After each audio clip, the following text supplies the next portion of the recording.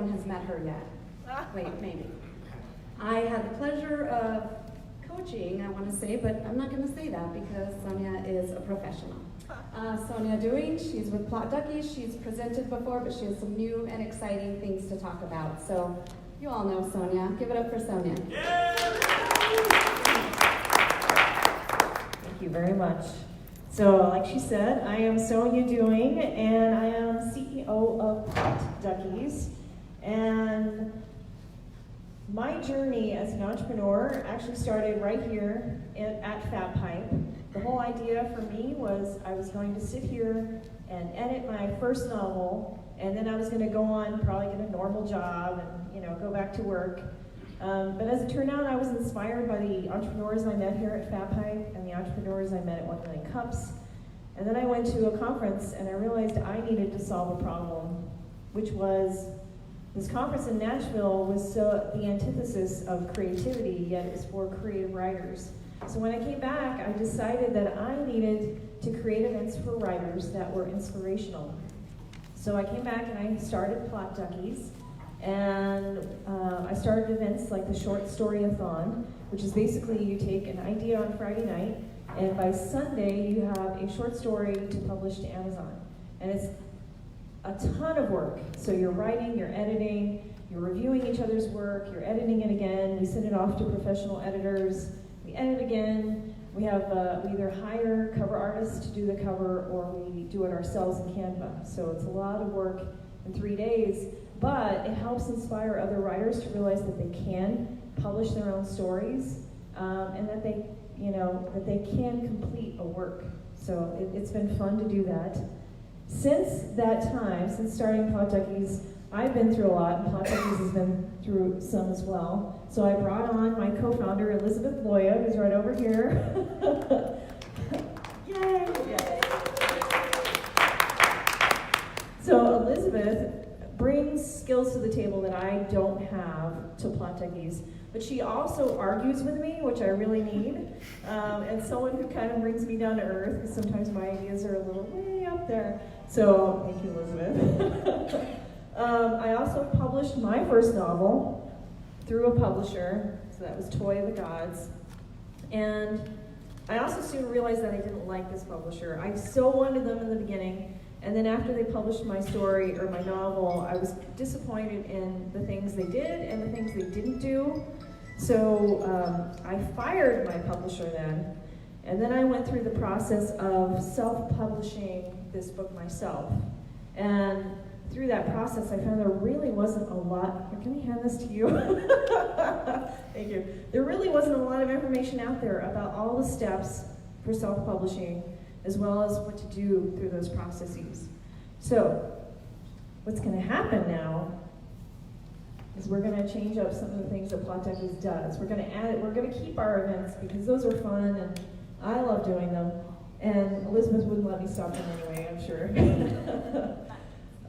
So what we're going to do, we are going to become a publisher for writers in the Southwest. And we actually have, thank you. We have our first client, so her name is Katie Hamill. And so she self-published this through Amazon. And so what we'll be doing is we're going to do some editing and formatting for her and put this on other platforms, not just Amazon. And she has a cover artist already, and they're redoing the cover. And we're also going to change some things up because she's missing some stuff here. Like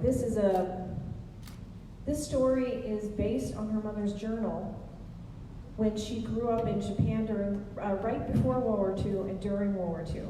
And so it's a creative nonfiction, but it doesn't really say that to you on the back cover. So we're going to change some things up so people understand what the story is really about.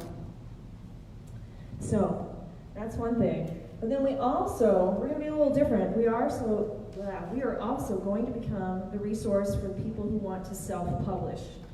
And for one thing, we are going to, when I went through the self-publishing process, I took notes, and I took notes for every single step. Those are all my little tabs in there, and all the things required for each step. So we are going to publish a workbook for self-publishing, so people can buy it and write in it and put notes in it or whatever. So that will be our self-publishing workbook. But we are also, because of the processes we've been through, hiring editors and cover artists, we're going to be the resource for people who want to self-publish. So if you don't want to format your story for print, you can come to us and find someone to help you with that. And same thing for editing and cover art and that sort of thing. So, and we're not going to be the source to create audio, but we're looking for audio companies who are interested in helping writers publish their audio books. But we are doing some audio. We have our Chili Pods podcast coming out in August, and that is short stories by New Mexico authors. And we are also combining forces with a couple other creatives. Little Bird de Papel is doing a huge 4-wall mural, and we are creating the QR code that will go on the mural, and people will scan that code and go to a website and listen to stories behind the mural, songs of birds that are on the mural, as well as some other stories about birds. So we're getting into all kinds of storytelling. All right, and then my coach wanted me to mention about our marketing, which is a good idea. So far, because we were just doing events locally, we grew slowly through social media. So I was using Facebook, Instagram, LinkedIn, Twitter for Plot Duckies. And now our challenge will be, because we're changing our focus, is reaching out to writers, right, in the Southwest who are ready to publish. So that will be a challenge for our marketing, but basically we've been growing organically. And our challenges, like I just said, connecting with new writers, or with writers who are ready to publish. And if you think of it like a good entrepreneur, they have to be willing to take input. They have to be willing to be ready to change their story a little bit so that it's readable. So that's kind of what we're looking for in writers. We're also interested in printing books locally. If we can find a competitor or someone who can print good-looking books for something that's not too expensive for us. And also Elizabeth has one of our challenges as well. Thanks, Sonia. Before I talk about our challenges, I want to hopefully bring to mind something that we have all experienced as a positive in our lives. So if I can get a minute of participation from the audience, raise your hand if you have something immediately come to mind when I say the word mentor. And keep your hand raised if you had a strong mentor in your field or in another field whose lessons still stay with you. Just about everybody. Mentorship is one of the most valuable things that an individual that can strengthen an individual's journey professionally, personally, on just about every level. But businesses are a living, breathing organism. And just like an individual, organizations, businesses need mentors. They need someone to guide them down the path, to tell them, go this way, don't go this way, or even just to question them, as we do with each other. And so one of the challenges that I see is finding an organizational mentor. We have a lot of great ideas. We have a lot of great ambitions, things that we want to do. But from an organizational standpoint, it's hard to find a mentor that can really take a business and maybe a larger business or just one that's been in business longer and reach down, take the hand of a smaller organization like ours and lift us up. So I would love to find an organization that would be willing to mentor us on that level, not as individuals, but as a company, and say, this is step one, or, hey, I really like your ideas, let's put this into a different format, one that's marketable for business grants, applications, for, or which opportunities are worth pursuing and which are not.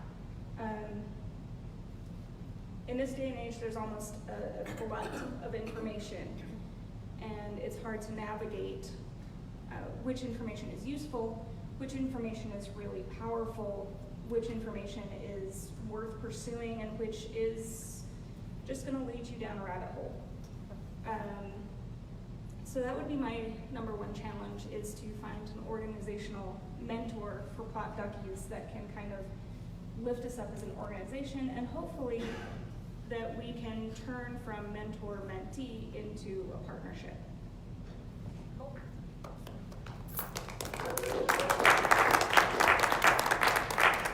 All right, so our new tagline for Plot Duckies is "We help writers through every stage of the creative process, from idea generation to publication." So that, my friends, is Plot Duckies.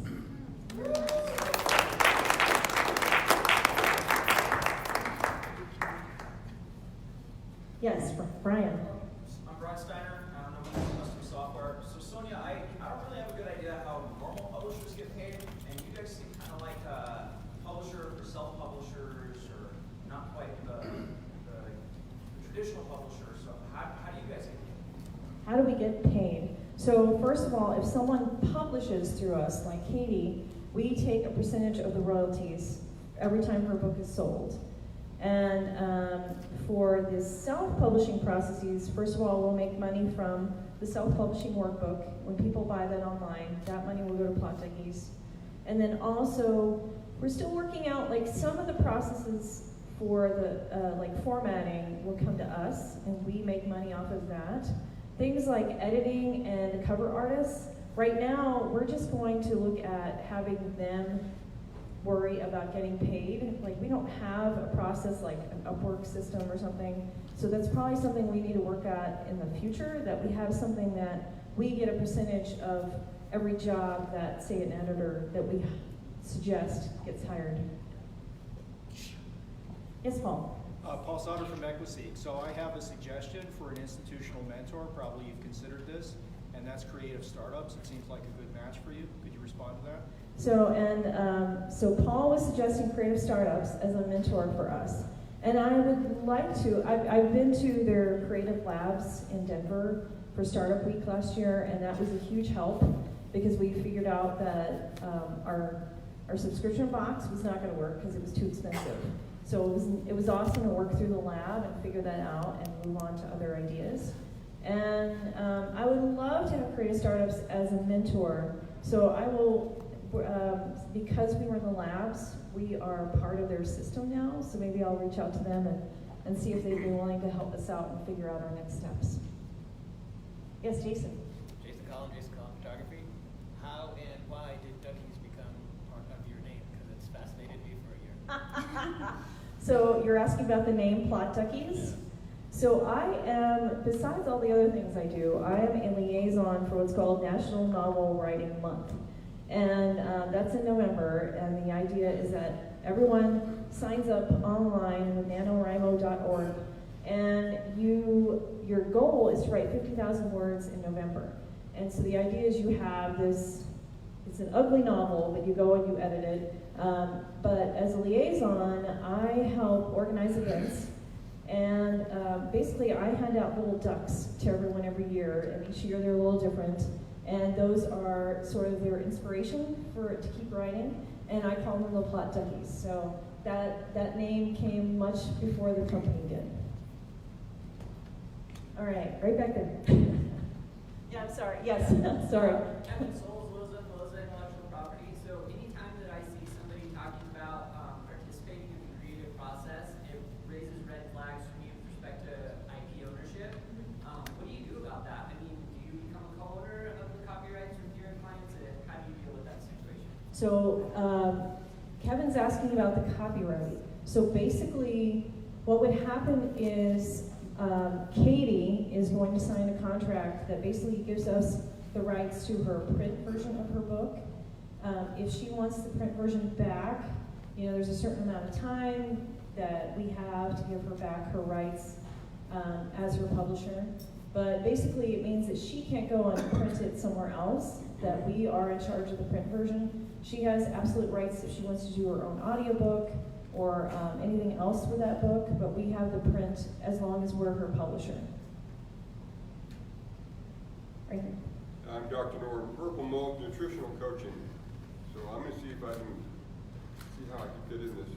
I'm not a writer, but I've been encouraged to write a book. So if I were to write a book, your idea generation, all that kind of stuff, publication, would you be charging me after the book is published or all along the way?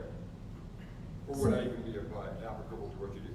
So it depends. If we are focused right now on fiction, so if you're writing fiction, and if you, let's see, if you want to self-publish your fiction, then you would probably want to buy the workbook when it comes out, and go through the workbook, and then figure out, okay, if there's a process here that I don't want to do, I can hire someone through Plot Duckies and get it done. So those are the things you would have to pay for. If you want to publish with us, we do not charge upfront fees. What we do is we take money in the back end when we make money from royalties. Right. Yes. Miriam Ortiz-Pino with More Than Organized. Have you thought about looking at the coaching model as part of how you deliver your services? I mean, you seem to be kind of threading that line between coaching and publishing, and I think you might be able to make a lot more money if you added the coaching aspect to it. So Miriam is asking if we were thinking about coaching as part of the process, and I think for me the line is I am a coach, and I am willing to coach, I think, under Sonia Doing, but I don't think that's going to become under Plot Duckies unless I start a network of other coaches. So right now it's just me, and so I figure I'm going to keep that under my Sonia Doing business. Yeah. Yes. Richard Carlos and Melissa, do you have something somewhat overt for going from a workbook over to where someone is trying to self-publish, realizes that they would rather be right, and then would switch over to Plot Duckies for the paid version? So will I have so the question is, will I have something obvious in the workbook to help people if they realize they don't want to go through all these steps to go to Plot Duckies? And the answer is yes. So my idea is each chapter will help someone and show them all the steps, and at the end of the chapter it'll be like, okay, if you don't want to have to figure out how this formatting works, contact us here, or go to this page on our website and you can find someone to do that for you. So we're exactly going to do that. Thank you, Richard.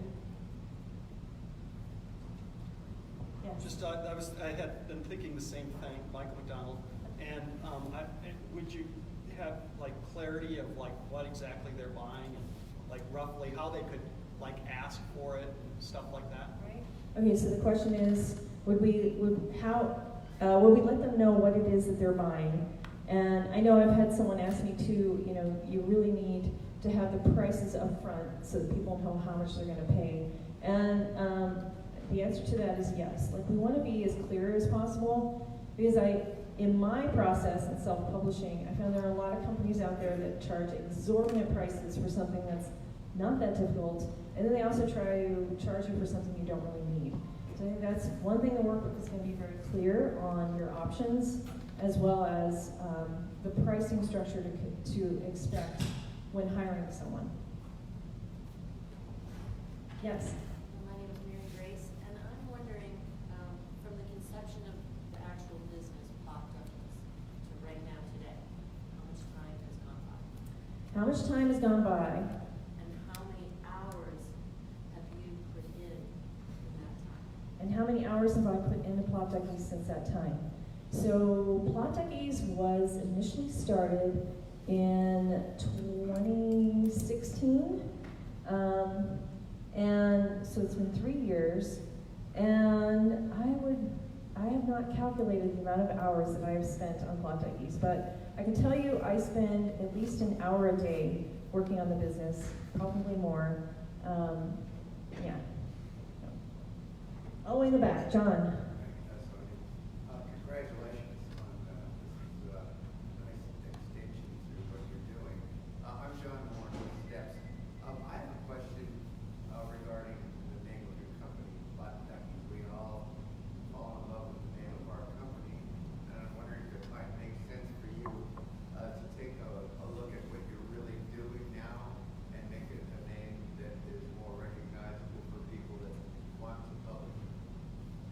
Okay, so John is asking me, am I willing to maybe come up with a business name that makes it more recognizable for people who are interested in publishing?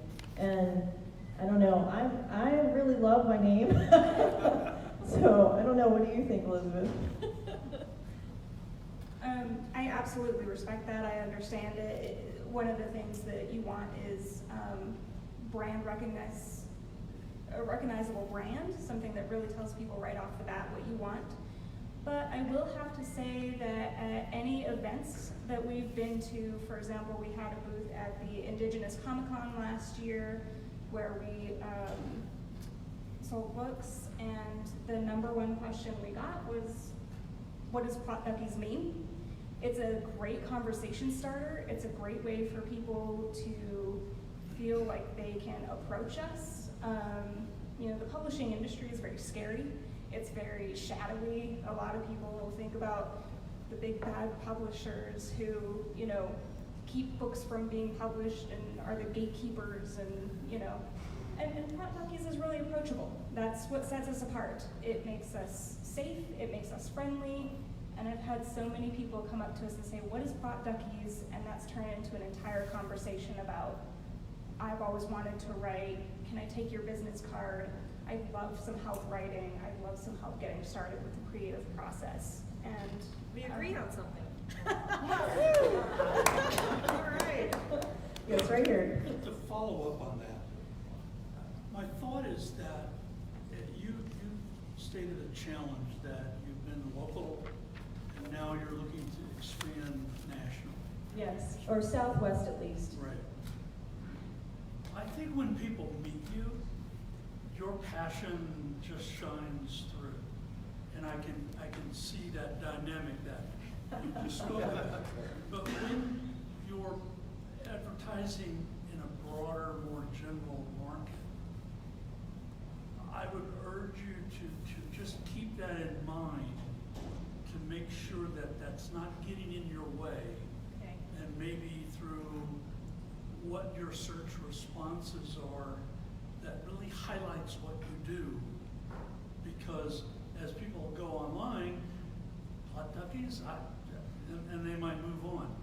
Now they might not, I don't know, but it's something that I would urge you to just keep on the forefront of your mind, because I know you love the name.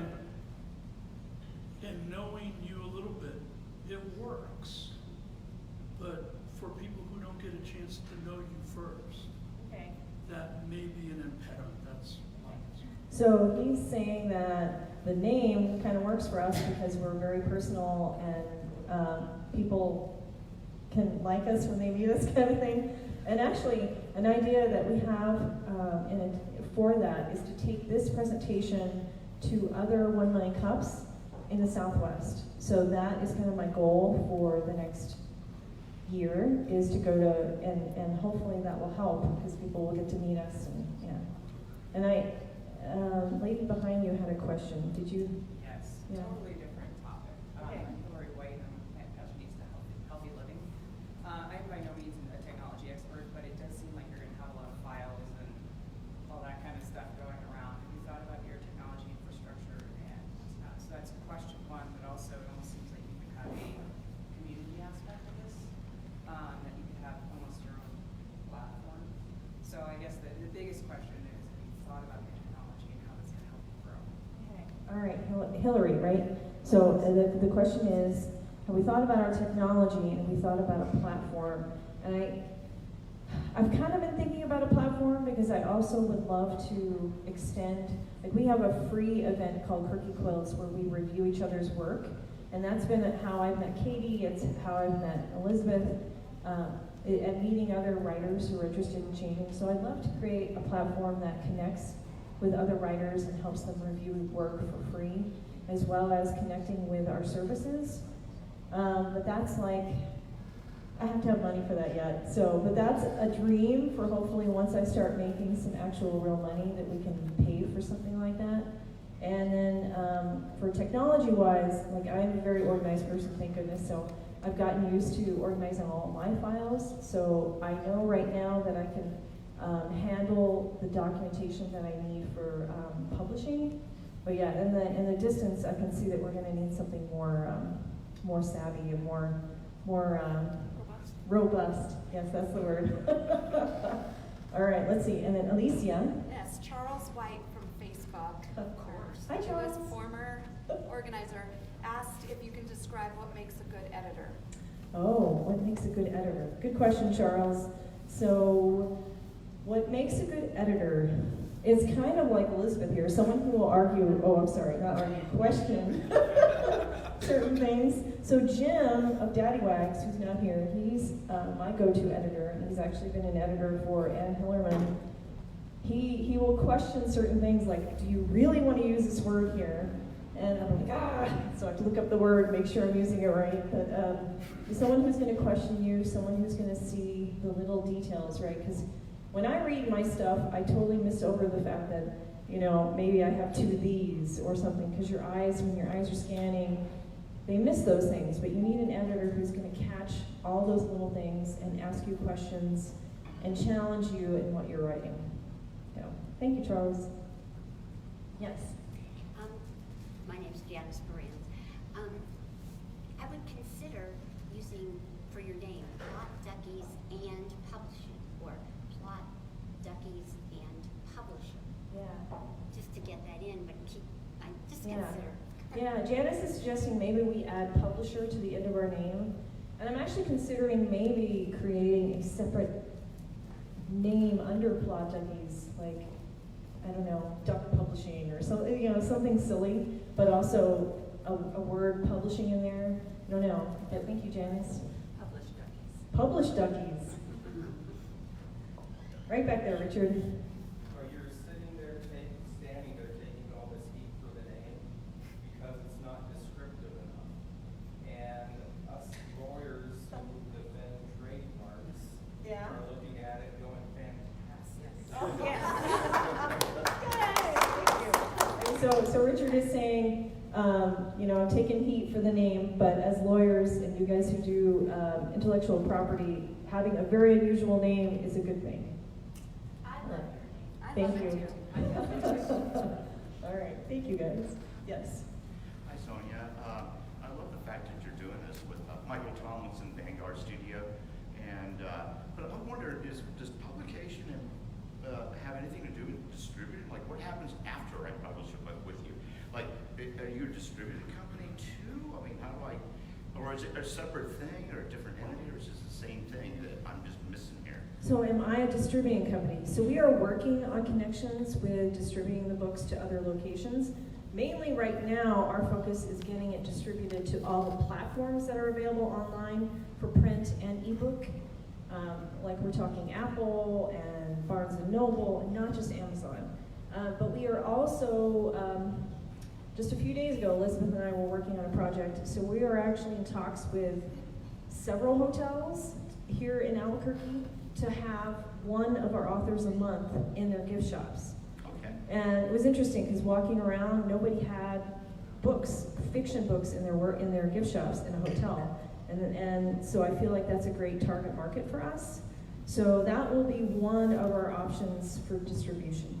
Okay, so do you consider it to be the same thing? It's one entity as one business, or is it two different kind of entities, like it's two different functions, that you're working with here? I see a subsidiary business with distributing being something completely different from publishing. I mean, I think that's a whole different game. I understand what you're saying. Yeah. Yeah. Are we going in that direction, or are we just? So your question is, are we going in the direction of a distributor? Yeah. Possibly. Because our goal is, not only do we want to make our authors money, we want to make money too. So we want to see these books sold. So we, as a publisher, want to distribute those books. All right. Oh my gosh. Okay, Adam? Yeah. So, Adam Sparks-Brechtel with Sparks Flow. Your tagline, I don't know if I know much about this, but it seems like a long tagline. It's a long tagline. I know. I need to shorten it. Maybe that's another workshop I need to go to. What was the thought process behind this? Just to get everything in? Well, Originally, our tagline was, we help writers write their creative stories. And now, because we are, and actually, it even started with a short story-a-thon. We weren't just helping with their stories, we were helping them publish. So we do more than just that creative storytelling or helping with them with their stories. So this was the first one. Maybe I need to go see Creative Startups and they can help me with my tagline. All right, and then Hillary. Yes, thanks. I was just wondering if you work with, if you need any copywriters or copy editors, and if you work with anybody remotely. Do we need any copywriters or copy editors, and do we work with anyone remotely? We do have, actually during our short story-a-thon, we work with editors who don't physically come here, we send it out to them. So I have one who is not in New Mexico, but the other two are here in Albuquerque. So I am always looking for copy editors. Right now we don't really need any copywriters at the moment, but if you know any copy editors, we'd love to know about them. One more question. Okay, one more question. If there isn't one. Oh, right back here. And just throwing this out there, I love the logo. My name is Patrick Perez. I'm a professional speaker and author, and so I've done the whole process of publishing and like what now. I found it's about 10% publishing, getting it out there, and then like 90% of the marketing. Have you considered possibly partnering with a kick-butt marketer out there so you can just focus on what you do best, which is getting the story together, and then just say, hey, our next package, if you want us to market for you, let me introduce you to so-and-so, and they just take that to the next level. Great, I like that idea. So he's asking, I'm sorry, what was your name again? Patrick. Patrick. He's asking if we would partner possibly with a really great marketer to help, so that way we can focus on the publishing piece of it. And actually, I like that idea. So connecting with a really great marketer. And even though I am a marketer, but I would rather focus on writing my book because I have my next book coming out in September. So yeah, I like that idea. So thank you. All right, and that was our last question. Awesome. Well, I have two more questions. I know. I'm sure you can expect. Right. Red or green? All right, I'm a red and a green. It depends on what I eat. Oh, okay. I'm a red or a green. Depends, and like I have to have red at Stripes Burrito Company with a bacon burrito, and I like green at Twisters. What about you? Again, it depends on what I'm eating. Red for pozole, green for, chicken enchiladas, red for blue corn enchiladas. Ooh, nice. So good. Yummy, I'm getting hungry. And what can the community do for you? All right. So if anyone knows a local print shop that we could talk to about printing books, I would love to hear from them, or Elizabeth or I would love to hear from them, so feel free to come talk to either of us. I think exactly what you all are doing right now. As an individual and as a small company, we have a million ideas and we try to think of everything, but we're only two brains. And we really just appreciate all the feedback and, coming up with different angles, things we haven't thought of before. And I think that's the most valuable thing that the community can offer. Awesome. Thank you, Plot Duckies. We're going to call Paul up so we can get lightning.